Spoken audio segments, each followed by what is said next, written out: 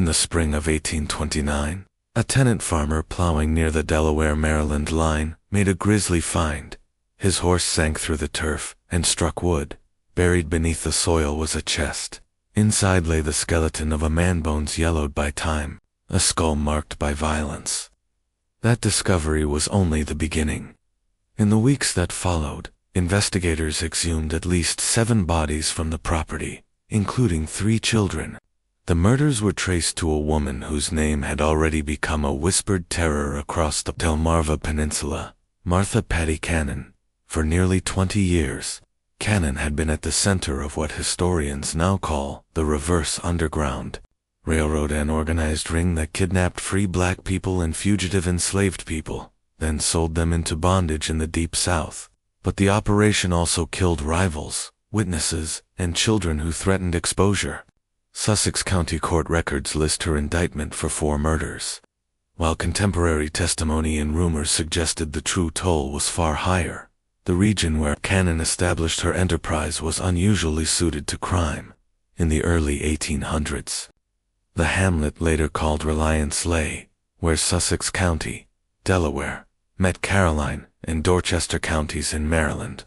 That 3-jurisdiction border let criminals slip across state and county lines to elude pursuing officers. The place, known locally as Johnson's Crossroads for a tavern that became the ring's headquarters, was remote pine and oak forest, marshy lowlands, the Nantucket River's winding channels, and rough cart tracks rather than proper roads. Wagons and boats could move people under cover of night. Towns were days away. Isolation and sparse, transient white settlement meant fewer witnesses and little community pressure to investigate suspicious disappearances, especially when the missing were black. Patty Cannon arrived in that landscape around 1790. Born roughly in 1760, possibly baptized Lucretia Patricia Hanley, and by some accounts, born in Canadas, she kept her origins vague. She married Jesse Cannon, a small farmer whose land straddled the state line, and they raised a family that outwardly looked unremarkable. The house they occupied was a simple 2-story farmhouse. What neighbors did not know was that secret. Rooms and hidden spaces were added to hold human cargo. The wider context made a criminal enterprise like Cannon's lucrative. After Congress banned the Atlantic slave trade in 1808, demand for enslaved labor in the cotton boom of Alabama, Mississippi, and Georgia drove prices sharply upward. A healthy adult who might previously have sold for a few $100s could fetch over $1,000 in the Deep South. That profit margin created a powerful incentive to abduct free black people and fugitive slaves and to transport them south through clandestine networks. Maryland and Delaware had substantial free black populations, laborers, smallholders, of whom lived under continual legal and social threat. Free black people were required to carry proof of their status, could rarely testify against whites, and had limited legal protections. That vulnerability made them targets. Into this environment stepped Patty Cannon, a physically imposing woman. Reports say nearly 6 feet tall, unusually strong and viciously temperamental. After Jesse Cannon's death, around 1826, which some later suspected was by poisoning, Patty gained unsupervised control of the property. By then she was already connected to a wider circle of kidnappers. 2 marriages in her family helped convert local opportunism into organized crime. Her son or daughter-in-law accounts vary. Henry Brighton, a blacksmith, used legitimate travel as cover to scout victims. Arrested in 1811 for kidnapping, he escaped and later, with others, murdered a slave trader named Rigidell at Cannon's Tavern during a robbery. Brighton and an accomplice, Joseph Griffith, were hanged in 1813. Patty evaded prosecution. The episode signaled an escalation. Kidnapping had moved from opportunistic snatching to a ruthless, organized enterprise that included murder. Her daughter's second husband, Joseph Johnson, brought more than a partner. He brought a tavern sited directly on the state line. Joe Johnson's tavern was a masterstroke of geography and planning. Different rooms literally sat in different states. enabling suspects to step into Maryland while Delaware officers approached from the other side. The tavern functioned as a legitimate business that justified a steady flow of travelers and wagons. But it also concealed cellars, tunnels, and secret chambers where captives were shackled and hidden. Iron rings were set into stone. Small ventilation shafts were built so people would not suffocate. Cramped, sound-muffling rooms held men, women, and children awaiting shipment. The gang assembled around Cannon and Johnson was ethnically mixed and deliberately tactical. White criminals, mixed-race decoys who could approach black communities, and even enslaved people coerced into helping all played roles. Men like John Purnell, described as mulatto and adept at adopting multiple identities, were valuable for scouting and luring victims. The ring's reach grew through the 1820s. Networks of buyers and transporters extended from Pennsylvania down to Alabama, Mississippi, and Georgia. Investigators in cities began to take notice. Joseph Watson, a Quaker mayor in Philadelphia who worked to protect free black citizens, traced a growing list of disappearances back to Delmarva. In 1825, he documented dozens of kidnappings connected to Cannon's circle. The ring targeted the vulnerably young adults who commanded the highest prices, children who could be trained, and anyone whose papers or social standing were weak.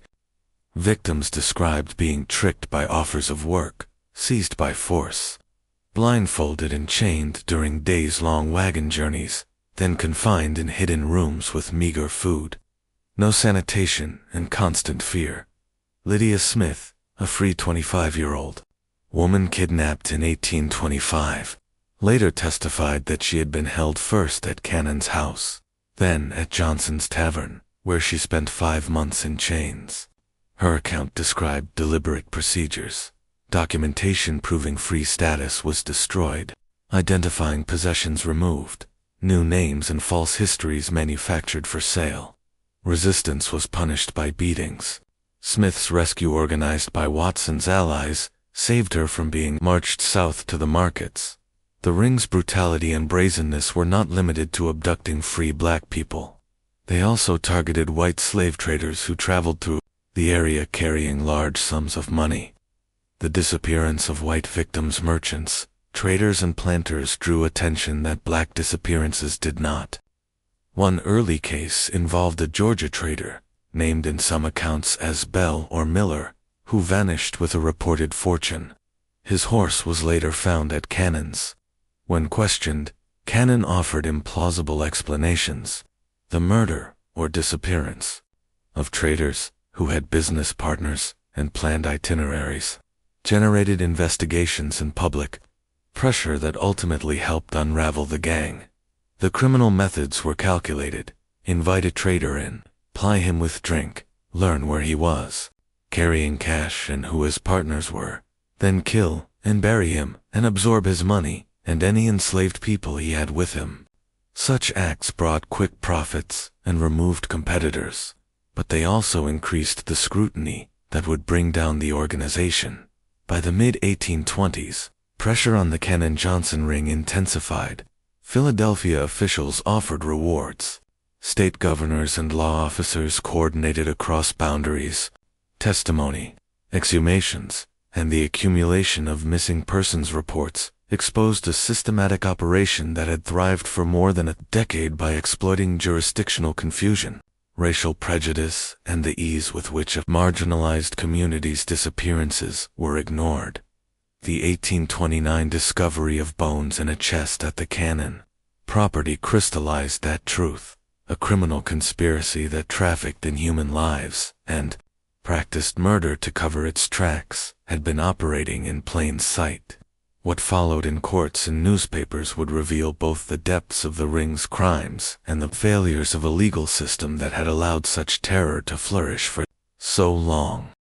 The $500 reward announced by Watson for information leading to arrests was a significant amount for its time, equal to several months' wages for the average laborer. This financial lure began loosening tongues in communities that had once stayed silent about the gang's activities. Former associates, disgruntled gang members, and even a few victims who had managed to escape slowly began providing authorities with valuable information. The gang's reaction to this growing pressure was, in typical fashion, drenched in violence. Instead of reducing their operations, they escalated, eliminating suspected informants with greater aggression. That choice would ultimately seal their fate, widening the circle of victims to include people whose disappearances could not go unnoticed. This surge in violence reflected Patty Cannon's deepening paranoia. She had built a criminal empire producing immense profits. Estimates suggest annual earnings exceeded $50,000, a staggering fortune for the early 19th century. But such success brought scrutiny. Convinced that former associates posed the greatest threat to her empire, Cannon spiraled into ruthless self-preservation. The key figure in her eventual downfall was a mixed-race boy named Cyrus James. Cannon had bought James as a slave at just 7 years old, raising him within her household. As he grew, she forced him into the gang's schemes, often using him as bait to lure unsuspecting African Americans into traps. His insider knowledge of the operation, combined with his mounting horror at the atrocities he was made to witness, made him both a powerful asset and a dangerous liability.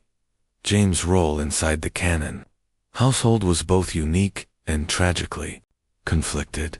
As an enslaved child, he had no say. He was compelled to carry out whatever task his owner demanded. But as he matured, he recognized the awful truth. He was helping destroy the lives of people who shared his skin, his culture, his vulnerability. This realization planted an inner turmoil that would later push him to aid authorities, despite the risks. Cannon's methods of controlling James were both calculated and cruel. She alternated between treating him like a privileged household member and threatening him with brutal punishment or sale to harsh masters in the Deep South. She instilled in him the belief that survival depended entirely on her favor, and that any betrayal meant certain death. This blend of fear and dependency held him in her grip for years, even as he witnessed unspeakable crimes. Later, James would testify that he saw Cannon murder multiple children on her property. In one chilling account, he recalled Cannon carrying a still-breathing child in her apron, wounded but alive only for the child never to be seen again. James knew where the bodies were buried, because he was forced to help conceal them. These murders were not random acts of cruelty, but cold calculations based on Cannon's ruthless cost-benefit assessments. Sick or injured children were killed. Instead of treated, medical care was expensive and drew attention. Those who resisted control or claimed freedom were silenced as potential threats. Even infants born to kidnapped women were sometimes murdered if Cannon judged them too great a burden. The gang's ultimate unraveling began with how they treated rival slave traders. The trade in illegal human trafficking was cutthroat, and Cannon's crew gained a reputation for murdering competitors to seize their cash and their captives. As law enforcement pressure mounted, this practice increased. Dead rivals couldn't testify, but this escalation into killing white slave traders proved a catastrophic miscalculation. Cannon had operated so long without consequence that she assumed herself untouchable. Since the murders of African Americans had provoked little official action, she believed the same would apply to white victims. She was fatally wrong. In early 1829, her empire began to collapse. A tenant farmer, plowing low-lying land, Cannon had rented out, struck a grim discovery. His horse stumbled into what appeared to be a grave.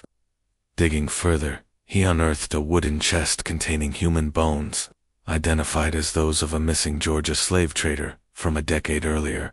This grisly find triggered a systematic search that revealed multiple burial sites.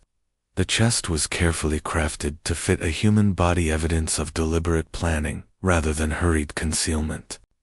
Authorities soon realized they were uncovering not isolated killings, but a refined system of body disposal perfected over years. Delaware's Sheriff Joseph Houston, working with Maryland officials and even representatives from Pennsylvania's governor's office, spearheaded the unprecedented multi-state investigation. Broad search warrants allowed excavations across Cannon's properties, closing the legal loopholes the gang had exploited for so long. On April 3, 1829, Cyrus James was captured while apparently attempting to flee Delaware. Facing certain execution, he made a fateful choice. He would confess and reveal everything he knew. His cooperation wasn't just tactical, it was moral. For the first time, James broke free of Cannon's psychological stranglehold. His testimony was devastating. He led authorities to burial sites, described murders in exacting detail, and revealed the gang's networks and methods. Excavations confirmed his words. Bodies of children, rivals, and kidnapped free people lay buried in wooden boxers, some suggesting victims had been buried alive. More witnesses soon came forward, emboldened by Cannon's crumbling power.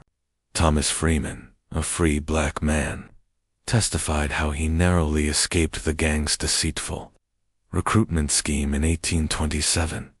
His account illuminated their strategy of luring free people under the guise of lucrative work offers. The investigation spread across multiple states, exposing the Cannon-Johnson gang as an interstate trafficking empire. By April 13, 1829, a grand jury indicted Paddy Cannon on 4 counts of murder. The charges were unprecedented, built on physical evidence, corroborated testimony, and James' insider confessions.